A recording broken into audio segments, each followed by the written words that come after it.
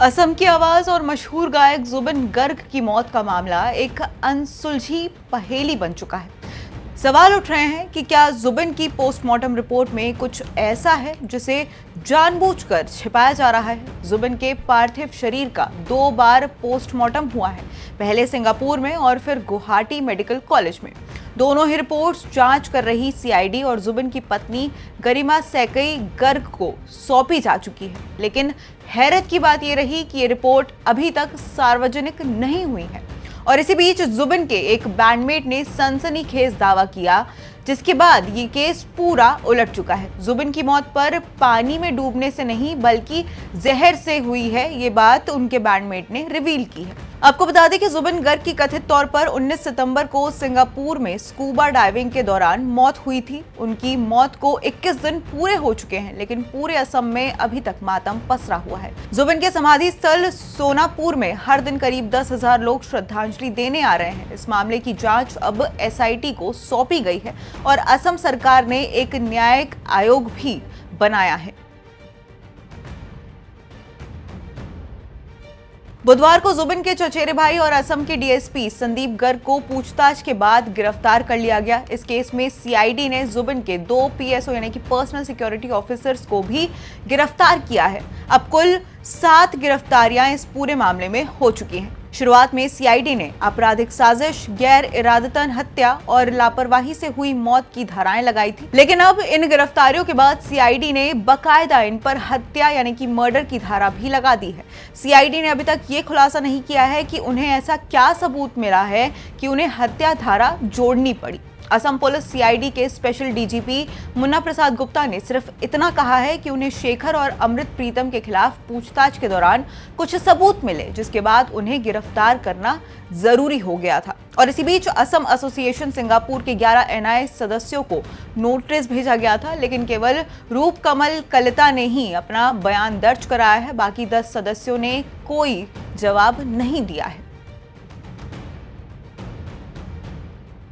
तो वहीं जब असम के मुख्यमंत्री हेमंत बिस्वा शर्मा से पूछा गया कि क्या असम पुलिस सिंगापुर जाकर जांच करती है, तो उन्होंने साफ कहा कि पुलिस किसी दूसरे देश नहीं जा सकती, जैसे सिंगापुर पुलिस भारत नहीं आ सकती। हालांकि उन्होंने भरोसा दिलाया कि सिंगापुर पुलिस मदद करेगी और वो अक्टूबर के आखिर में सिंगापुर के राजदूत से भी मिलेंगे। जुबिन के फैंस इस बयान से संतुष्ट नहीं हैं और उनका कहना है कि वारदात की जगह पर गए बिना जांच पूरी होने पर सवाल उठना लाजमी है।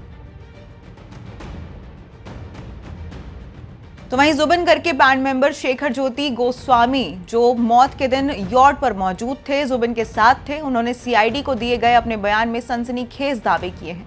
शेखर ने जुबिन की मौत के लिए सीधे तौर पर उनके मैनेजर सिद्धार्थ शर्मा और नॉर्थ ईस्ट फेस्टिवल के ऑर्गेनाइजर श्याम कानू महंता को जिम्मेदार ठहराया है। उन्होंने अपने बयान में कहा, 19 सितंबर को हम सभी समंदर में एक यॉट पर गए थे, पर यॉट पर पहुंचते ही सिद्धार्थ शर्मा ने पूरा यॉट अपने कब्जे में ले लिया। कुछ देर के लिए वो यॉट यानी कि नाव समंदर में खतरनाक तरीके से हिलने लगी। सब डर गए, लेकिन सिद्धार्थ ने यॉट से कंट्रोल नहीं छोड़ा। यॉट पर ड्रिंक्स का भी इंतजाम किया गया था। असम एसोसिएशन सिंगापुर के एक सदस्य तन्मय फुकन को यह जिम्मेदारी सौंपी गई थी, लेकिन यॉट का कंट्रोल लेने के बाद सिद्धार्थ शर्मा ने तन्मय को भी ड्रिंक्स परोसने से मना कर दिया। इसके बाद खुद सिद्धार्थ ने ही सभी को ड्रिंक्स दी। इस दौरान जब जुबिन पानी में उतरे तो अचानक शायद उनकी तबीयत बिगड़ी और उन्होंने पानी में ही तैर रहे एक ट्यूब को पकड़ने की कोशिश की, लेकिन ट्यूब वो पकड़ नहीं पाए और पानी में ही बिल्कुल चित अवस्था में पड़े नजर आए। जब जुबिन को इस तरह लोगों ने पानी में देखा, तब कुछ लोगों ने आवाज भी लगाई उन्हें बचाने के लिए, लेकिन तब सिद्धार्थ शर्मा ये चिल्लाते हुए सुने गए, जाबे दो, यानी कि जाने दो। जुबिन गर्ग एक ट्रेन्ड स्विमर है, डूबने से उनकी मौत हो ही नहीं सकती, बल्कि जुबिन को सिद्धार्थ शर्मा और महंता ने जहर देकर मारा है और इसी साजिश को अंजाम देने के लिए जुबिन को सिंगापुर बुलाया गया था। इस बयान के बाद अब सवाल आखिर ये खड़ा होता है कि जब शेखर जानते थे कि जुबिन की मौत जहर से हुई है, तो फिर वो 15 दिनों तक चुप क्यों थे? शेखर को सीआईडी की एसआईटी ने 14 दिन बाद गिरफ्तार किया था और गिरफ्तारी के ठीक 1 दिन बाद ही उनका ये बयान सामने आया। ये सवाल जुबिन के फैंस ही नहीं, उनकी पत्नी गरिमा सैकिया गर्ग भी उठा रही हैं। तो वहीं उधर शेखर के इस जहर वाले दावे के 2 दिन बाद ही जुबिन के एक और बैंडमैन पार्थो प्रतिम ने खुद शेखर और जुबिन के मैनेजर सिद्धार्थ शर्मा को ही जुबिन की मौत के लिए जिम्मेदार ठहरा दिया। फिलहाल सवाल वही है, आखिर जुबिन की मौत कैसे हुई? पानी में डूबने से, जहर से या किसी और वजह से? सबसे अहम सवाल यह है कि दो पोस्टमार्टम रिपोर्ट सामने आने के बावजूद उन्हें सीआईडी या जुबिन के परिवार द्वारा सार्वजनिक क्यों नहीं किया जा रहा है?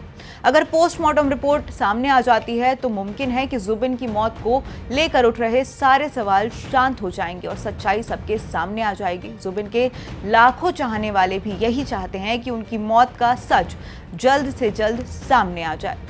आपको क्या लगता है कि इस मामले में सीआईडी को फौरन पोस्टमार्टम रिपोर्ट सार्वजनिक कर देनी चाहिए या नहीं? आप हमें कमेंट्स में इस बारे में जरूर बताइए और आप ऐसी और खबरों के लिए स्टेट मिरर पर बने रहिए।